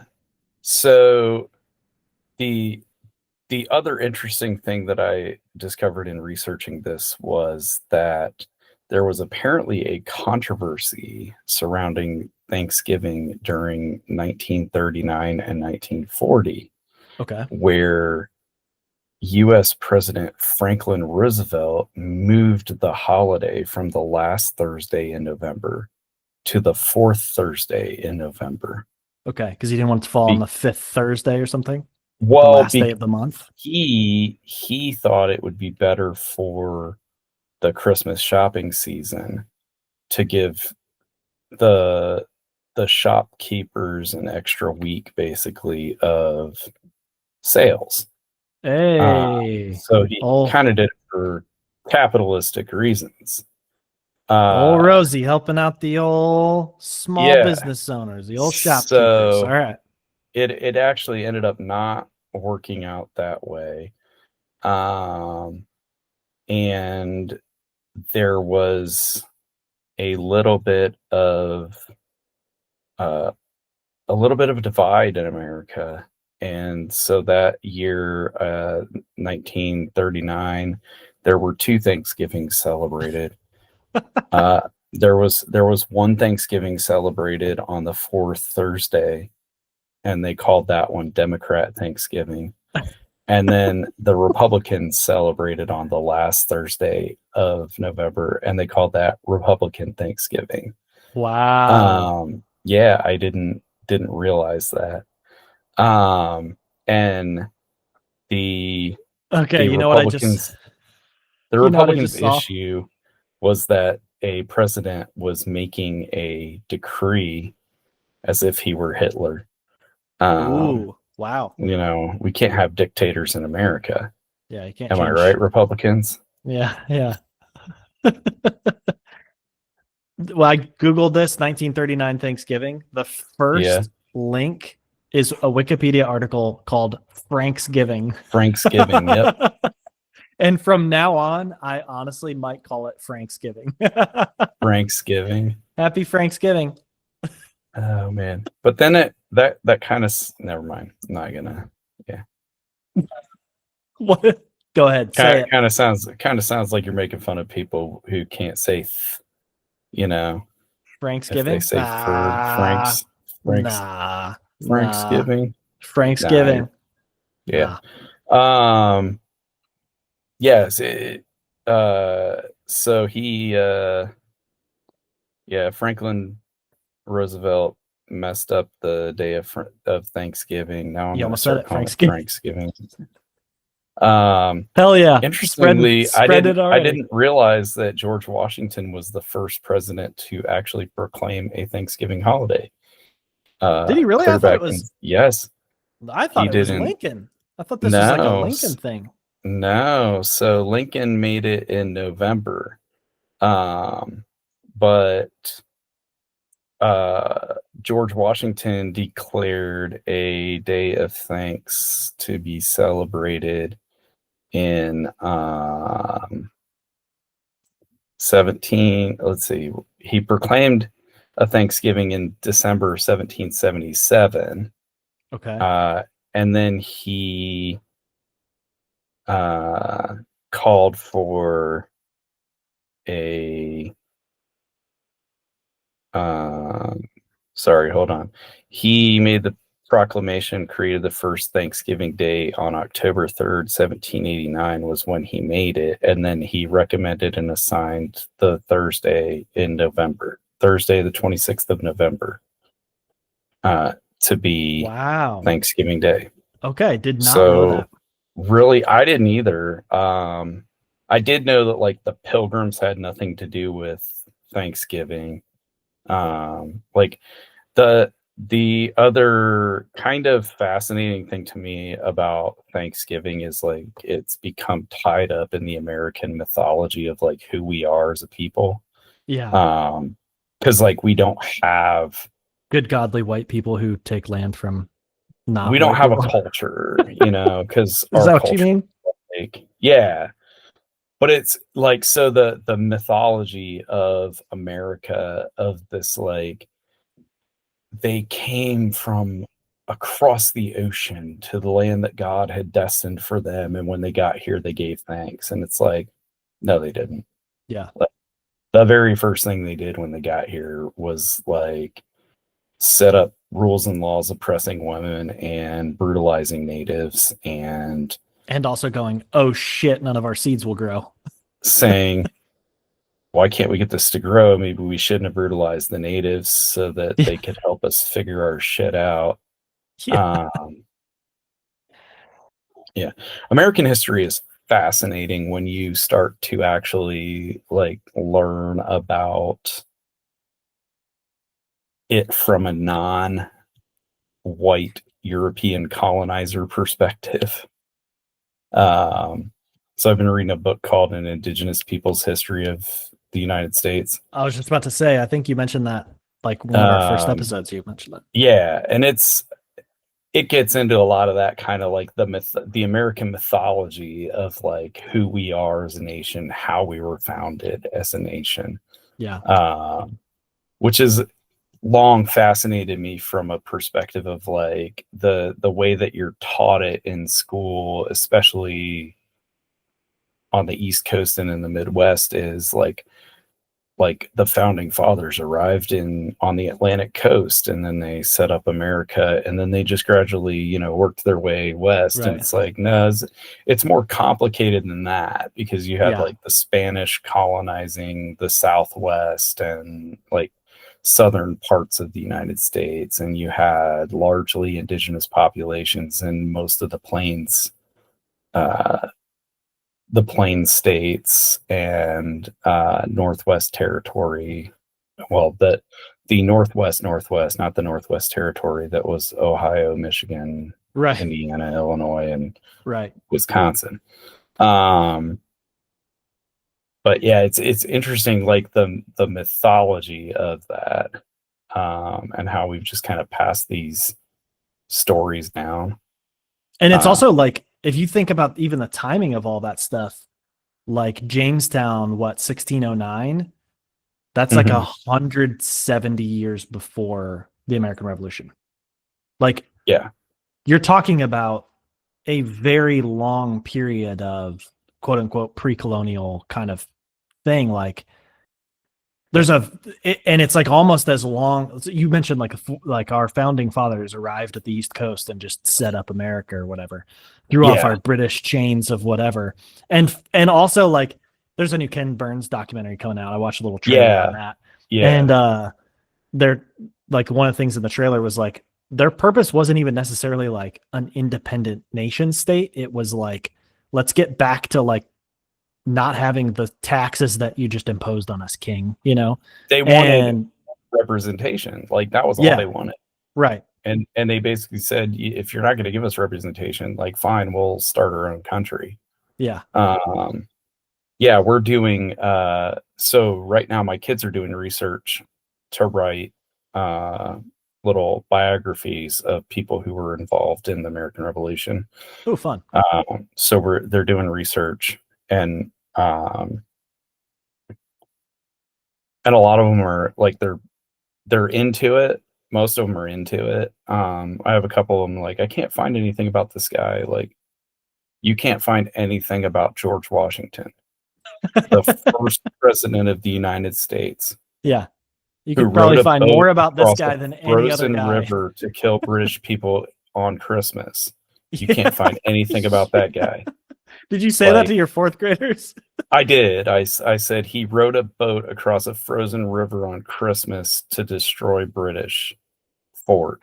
Had to kill some, you can't find anything about that guy? Like, I said, do you even research, bruh? Yeah. There's another shirt you need. Yeah. But yeah, like so then now it's kind of morphed into, I think, like the American founding myth is like football and food.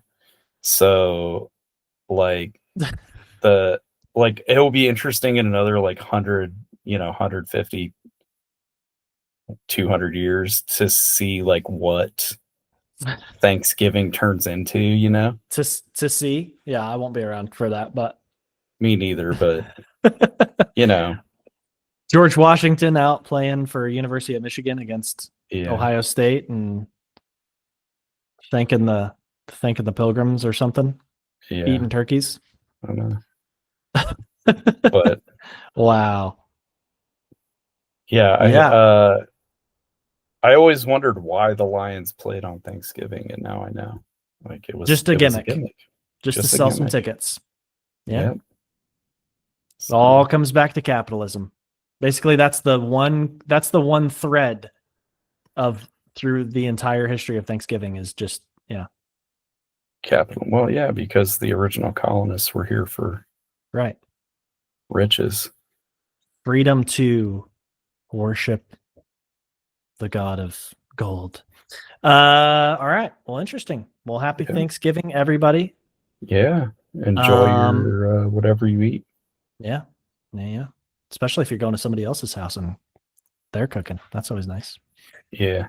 Okay. Is it time for our 2-minute warning? Time for that 2-minute warning. Okay. So locker room talk. This is just something we didn't have anything in here. Yeah. And I just popped this in, and it was something I was just kind of thinking of earlier, reflecting on my own year, as I do starting around this time, start to reflect on the year and, think about things and moving into the next year. And I just thought, you know what? You're capable of more than you think. And I think that's true of everyone. I think more people need to hear that. You if you kind of feel backed into a corner, facing a lot of adversity, you're capable of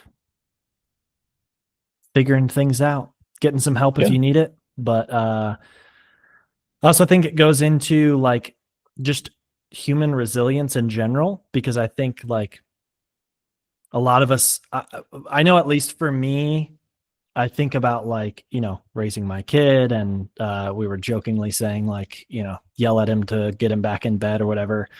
Like, a lot of times I'm like, oh man, if this happens, or if this happens, or if this happens, how's that going to affect him down the road and everything? And then I think like, okay, there are many, many people who have faced horrific things in their life and they turn out okay. They turn out, to be decent human beings. You can be successful. You can, be a loving, kind human. You can start a family, all this sort of stuff. So, not to say that you should not treat your kids well, but if things happen, to your kids, or if things happen to you, you can work your way out of it. We're very resilient as a species. So you're more capable.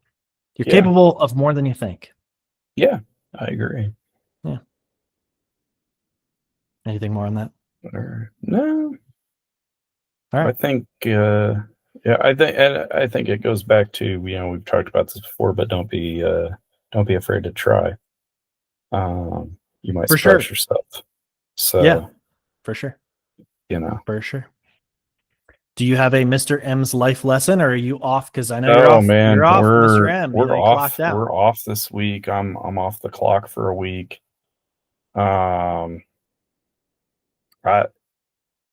It's okay to rest. There you go. I think that's a good life lesson.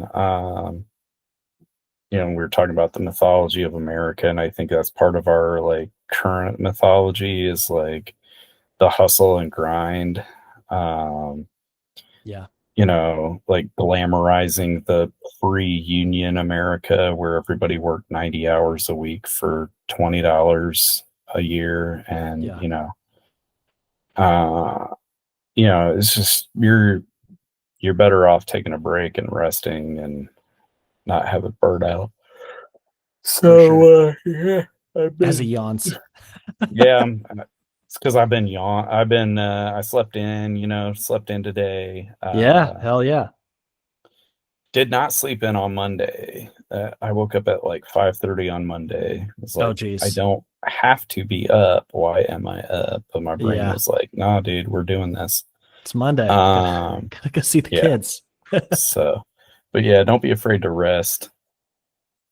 For sure. And I've realized like I have to, Amy and I were talking about this, like, you work a job where you they tell you your schedule. So you get these breaks built in. For me, I have to like consciously plan breaks and like create them in my own schedule. And I think to a certain extent, like everybody kind of has to do that. Like you could just, you're off school, but it doesn't necessarily mean that you're like resting. You could still fill that time with other work or whatever. And if you're not careful, it kind of runs away. But I think it's important to like, for me as a person who has a hard time resting, it's important for me to like plan out my rest time, which is why I went golfing. That was part of it. Like, okay, I'm gonna like find things to do that I find enjoyable and stuff like that. So, Cool. All right, my Wikipedia history. Let's see. We went into some interesting ones here. Speaking of Lincoln, I don't know if you know this, but our dad shares a well, his birthday shares a date with the Gettysburg Address, which I found interesting. So Gettysburg Yes. Address was delivered on November 19th, 19th. Yep. 1863. Not even Yep. 100 years before our dad was born was the Gettysburg No. Address, which is kind of hard to like you could have somebody that was alive for both of those events. Yeah, it was 90. I think it was 90 years apart. Yeah. Which is wild. Or 90. That would have been 96-ish. Yeah, just less than 100. Yeah. Yeah, so Gettysburg Address, pretty interesting. And another I didn't make that connection, and I read the Gettysburg Address to my kids on the 19th. Oh, okay. Cool. And I did not make that connection. Like, that's so funny. Yeah. Yeah. Just like I knew it was Dad's birthday, and yeah, and I knew it was the day that the Gettysburg Address was delivered. I just didn't like. Yeah.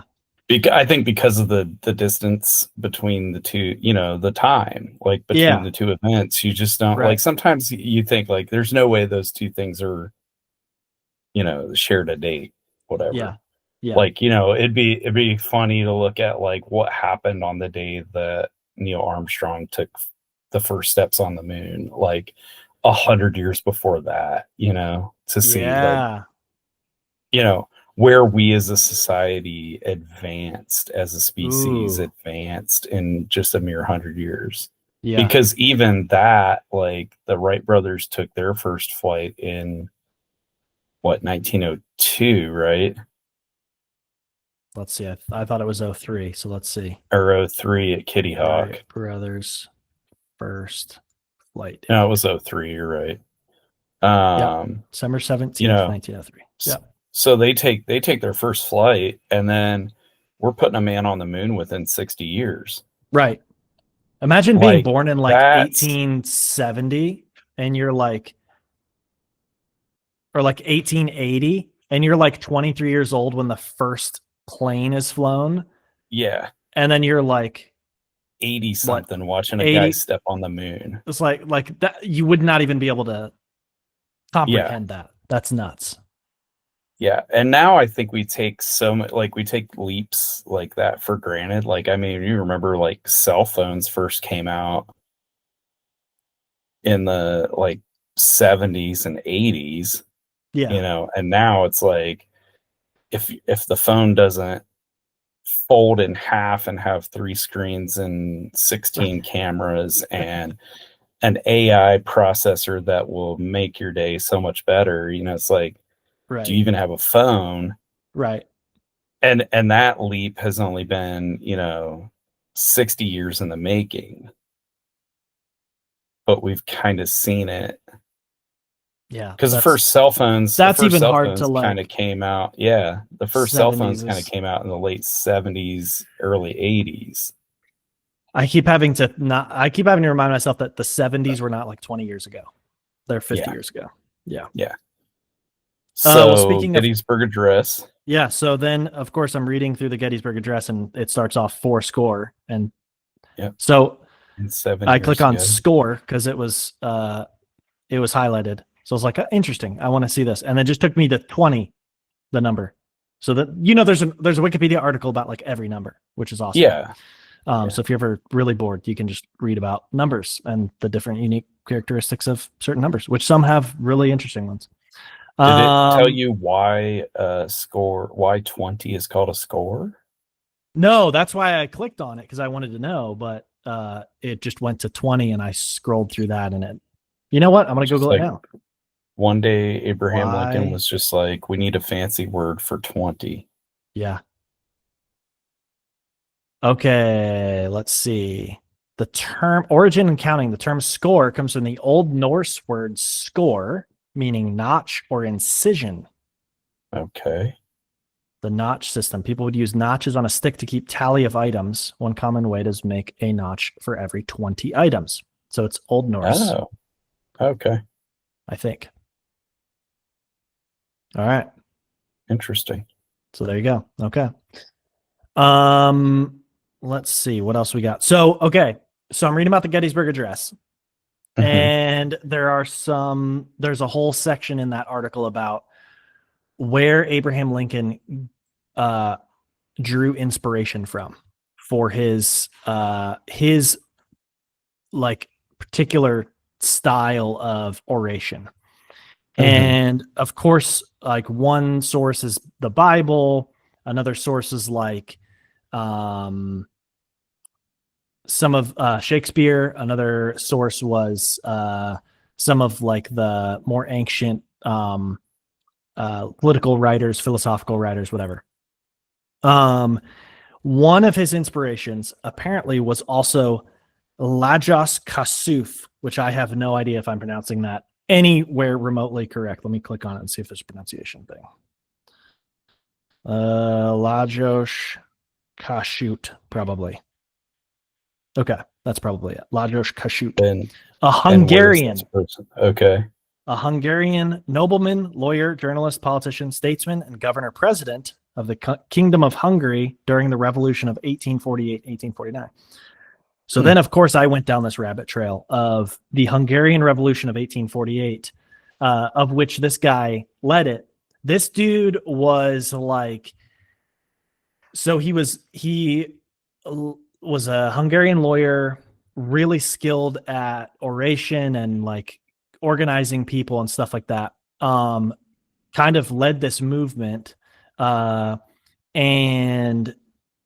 obviously they failed. The Kingdom of Hungary was still a kingdom. So he was exiled, spent the rest of his life, I think, in like the UK. But he spent some time in the United States. He actually has a bust. His statue is in the US Capitol building. This dude has been like honored by all of like the Western democracies, which is very, very interesting to me, to be a revolutionary from like the 1800s, like a working, like he was working class, but like, yeah, failed revolutionary. Revolutionary. Exactly. Yeah. Pretty interesting. Yeah. But that led me on to, well, let's see here. Jus sanguinis and jus soli, which for those of you who don't know any Latin like me, basically is blood. Yeah. So citizenship by parents' nationality. Citizenship by blood. So citizenship by blood. Yep. Jus soli is birthright citizenship. So if you're born there, you're a citizen. Yeah. It's kind of interesting. So this brought up Franz Joseph I, who was the Habsburg monarch who ruled. He was the Emperor of Austria, the King of Hungary, ruled the Austrian-Hungary Empire. You might recognize this name, Franz, right? Yep. You might know somebody else named Franz, who was his nephew or his great nephew, I think, who was assassinated, which kicked off World War I. The reason his great nephew was his heir apparent, and which started like his assassination caused, basically started World War I. Yeah. Is because his own son, Franz Joseph's son, let's see, what was his name? Was it No, it wasn't Charles, was it? Rudolph, I believe. Austrian Prince Rudolph. Was married, but having an affair. I'm pretty sure the affair was going to come out or something. He and his mistress committed double suicide at their estate in the country. They were trying to like cover this up, make this all, this thing. Oh, geez. Hold on. Okay. Not really appropriate conversation to have in front of a 4-year-old when he's trying to sleep. So he just came back out. But okay, so Franz Joseph, the Emperor of Austria, and all this stuff. So his son kills himself. So now he doesn't have this heir. His brother was made Emperor of Mexico. So yes, Maximilian I of Mexico. So there was a group of like monarchists in Mexico that came over to Europe and were like, we need a king. Like we need somebody to be like the emperor of the Mexican Empire. And like they chose this guy, and he was like, I don't really want to go. So he goes and becomes emperor of Mexico, and then he gets killed. So he was executed, I think, in the Mexican Revolution, which is hilarious. And then Franz Joseph's wife was assassinated by an anarchist while she was like in Paris. So this dude, like, you talk about like one of the like most unlucky people in all of history. Like, you're the Emperor of Austria. You put down this rebellion in 1848 of the Hungarian independence movement. Mhm. But then your son kills himself. Your wife is assassinated. Your brother is executed. And then your next heir, your great nephew, his assassination kicks off World War I. Like, Yeah. what? Pretty wild. Anyways, and then I read, this is a very interesting one: salami slicing tactics, not salami slicing techniques, which is a whole different animal. Salami slicing tactics, which is basically divide and conquer. So if you think about a salami, it's a bunch of meat stuffed into a thing. If you slice, I don't know. That's a nickname for so it's known as salami slicing. Salami tactics, or salami slice strategy, is the practice of using a series of small actions to produce a much larger action or result that would be difficult or unlawful to perform all at once. So it's generally subversive and extensively used in geopolitics, such as countries attempting to expand their borders, and war games as a method of achieving goals gradually without provoking significant escalation. You can think of a few, like in modern times, like you think about if you just cross over a river that serves as a border, and you say, no, this is our territory now. So say you're the dictator, president of Russia. It was our territory like 100 years ago. Mm-hmm. Yeah. Yeah. So say you do that, but say you do that first in a very small nation state nobody cares about, like the nation of Georgia, and you get away with that one. Oh yeah, and then because nobody's going to raise a big. And then there you go. So salami, you got to do it salami style. Okay. Interesting. I didn't know that was a term for. Yeah. That's a little. Yeah. That's a little pro tip for when you're a dictator, Tim. It's kind of like how you boil a frog alive. You gradually the temperature up. Yeah. I think this is the just gets comfortable with its death. This is the Eastern European version, because it's like Eastern European meat, meat stuff. Meat. So then we kind of moved away from Eastern Europe, which is nice, to Roemer's determination of the speed of light. That was a pretty interesting one. In 1676, dude figured out the speed of light pretty close. He didn't get it accurate, but pretty close. Determined speed of light. Basically, up to that point, people had assumed that light was instantaneous, that it had no speed. Mm-hmm. And he determined basically by measuring I think it was the eclipse of Jupiter, the moons of Jupiter, something like that. Something you could probably see through a telescope. By timing these things from different points, he could tell that basically like light travels at a fixed speed. Fixed rate. Which is pretty interesting. Yeah. What's even more interesting is when you start to consider that the light we're seeing today was emitted from the sun, years ago. Well, not our sun. 8 minutes ago for our sun. But from stars, yeah. From stars, yeah. From other stars, yeah. It's like the light we see from the sun, it travels that pretty quick. But when you look at Polaris, or you look at the other stars in the galaxy, you're literally seeing into the past. You're seeing a star that existed in a time, and it may never, there may be a point where that star ceases to exist.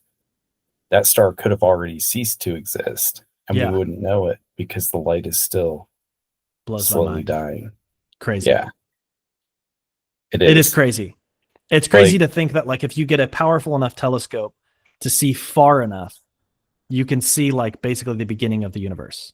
Like well, that's what the James Webb Space Telescope is blows trying my to mind. do. Blows my mind. And then people are like, but how did it start? Like, well, there was a singularity event and it just started. Yeah. Like, Have you ever read Brief History of Time? no. Oh, it's good. It's very, very interesting Is because it? he yeah, it's very good. Very good for sure. Because he talks about like kind of like the theories of like what's before the Big Bang. Like Mhm. and there's a theory of like the big crunch that everything was compressed into the singularity. So there may Yeah. be something kind of beyond That. before the Big Yeah. Bang was everything's crunched and then it may Yeah. become a big crunch again. Never know. There's like a current theory I read about that, like we're on the other side of a black hole. Basically, like our universe got its start from being sucked into a black hole and spit out the other side. Sure seems like it. Yeah, I don't know. I leave the astrophysics to, people who have studied that, but I find it fascinating to read and learn about, like, just Yeah. like, especially, you think like we've gone from thinking light was instantaneous to realizing like it has a fixed speed and it takes a Right. certain amount of time for it to travel, and then thinking about, like the light that we're seeing reflected off of Jupiter. The sun, the light from the sun travels all the way to Jupiter and then bounces back for us to Right. see. Like that light is even older than the Right. light we're seeing here. Like it's Now you've really fucked me up. Yep. Yeah. time is a relative, construct of humans. Like we're the only animal that cares about what time it is. Yeah. Yeah, like that's true. All the other animals, they're just like, dude, okay, sun's up. I'm going out to time to eat. hunt, do my thing. Okay, sun's down. I'm going to bed, or I'm getting up because I'm a nocturnal animal. Like we're the only species that's just like, yes, it is 9:52 p.m. Like you bring up time on Thursday. I wore these socks that have this little, the meme of like the dog, the golden retriever that's like in the science lab. And he's like, I have no idea what I'm doing. I have a pair of socks with that dog on it, but it has like different little things all around it. It says E equals MC squared on it. Well, Andrew saw my socks is like, what is, A dash whatever. Like he couldn't really read what it was because it's kind of, it's embroidered. So it's really small. I was like, oh, that's E equals MC squared. That's like the most famous equation in all of science.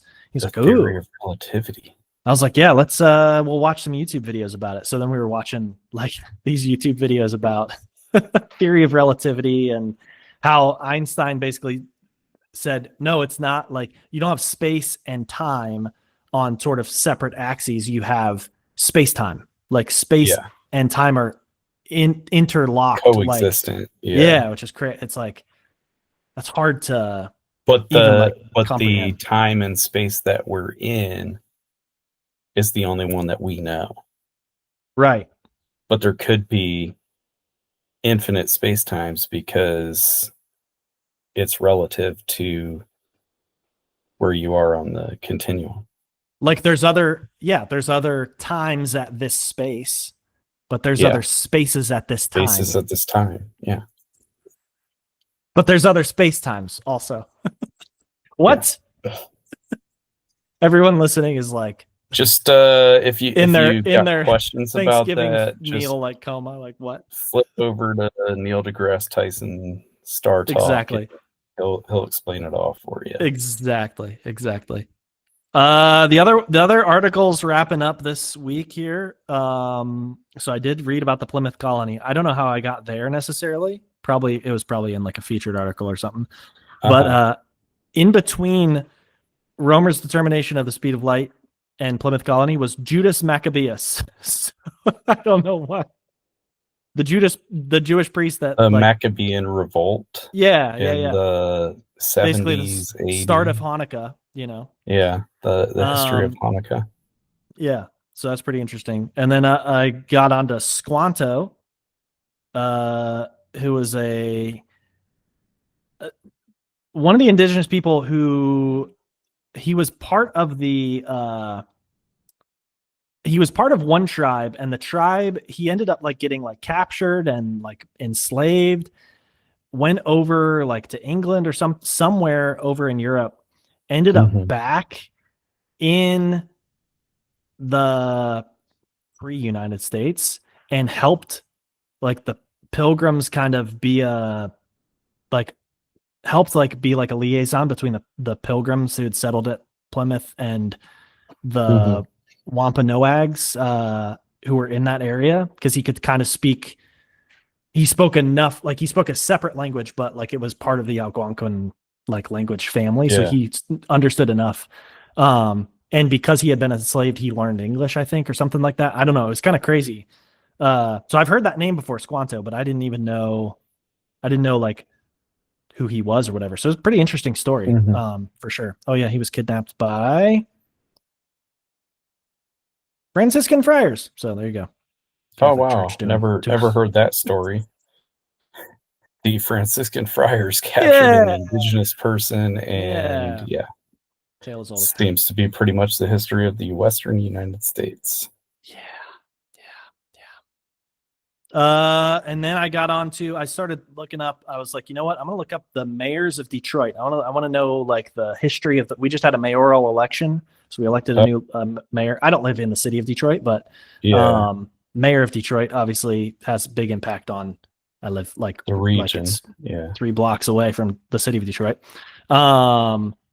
So one of the first, not mayors, but like commandants. They used to have commandants of like, you know, because we were ruled by the British and then the French, and of course before the British, you know, it was an area. But Jean-Francois Hamtramck, you know, there's the city Hamtramck. Oh, really? It's like the Polish enclave. I always thought Hamtramck was like some Polish word, but no, it's this Canadian American military officer's last name. Really? So you truly do learn something new every day. I was like, wow. Yeah. Okay. I thought for sure. I thought Hamtramck was like some Polish word for sausage or something. You know, like. Nope. Jean-Francois Hamtramck. First mayor of Detroit, huh? Not the first. Or was he was a commandant? He was one of the commandants, yeah. So he was I don't know, he helped in the American Revolution or something. That had something to do with something there. But that was super interesting. I thought that was hilarious. So more Detroit mayors in the future for sure on that. And probably less Hungarian I don't know. Revolutionaries, yeah. Yeah. Now I kind of want to study Eastern European history, though. I mean, dude, it's very interesting. One of the channels I follow on YouTube is Useful Charts. Have you ever been on there? Yeah, dude, I've actually almost bought you and Alicia like charts for your classroom, but maybe I just spoiled a Christmas present. I don't know, but he'll like have the chart and then go through it in the video. And I just watched this like over the course of like 3 days. I watched this 40-minute video on the history of Europe, and it was basically from the end of the Roman Empire all the way through. So it was really interesting, and it got into like all of the Hungarian revolutionary. I watched his "What if George Washington had been king?" So he does this like basically. Like which one of Washington's children would have succeeded him, and like so. I think I watched that one too a while ago. It's really interesting. Yeah, he goes through all that. Yeah. So cool. All right. Well, hope you guys enjoy all the football and all the food. Yeah. And all the rest. You know, sleep in. Have a fun week. Yeah. All right. See you Love later. you. All right. Love you too.